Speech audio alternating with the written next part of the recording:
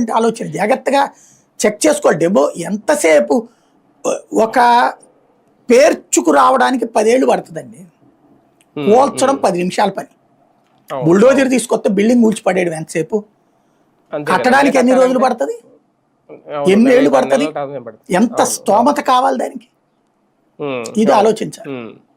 కానీ ఒకటి sir, final గా నేరాలు కంట్రోల్ చేయాలి అంటే, నేరస్తులను కంట్రోల్ పెట్టుకోవాలి అంటే ఖచ్చితంగా ఎలాంటి సంక్షేమ పథకాలు కట్ చేయాలి, వాళ్ళకి అందకుండా చేయాలి అనేది అక్కడ యోగా ఇచ్చిన అదే చేశారు.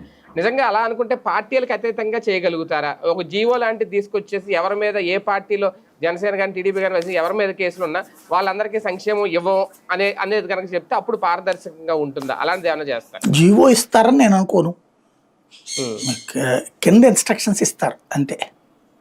జీవో ఇస్తే దాన్ని ఛాలెంజ్ చేస్తారు. అయితే మళ్ళీ ప్రమాదమే కదా, వైసీపీ కోసమే చేస్తుంది, ఇంకేం లేదు అక్కడ. ఎందుకంటే అన్ని పార్టీల్లో ఉన్న కార్యకర్తల మీద ఏ కేసులు ఉంటాయి ఖచ్చితంగా, అందరికి పెడితే వేరేగా ఉంటుంది. అలాగే మినహాయింపు మరి ఉంటే అందరికి ఇవ్వాలి కదా, అందరికి కట్ చేయాలి కదా సంక్షేమం అనేది. అంతే అంతే. రైట్.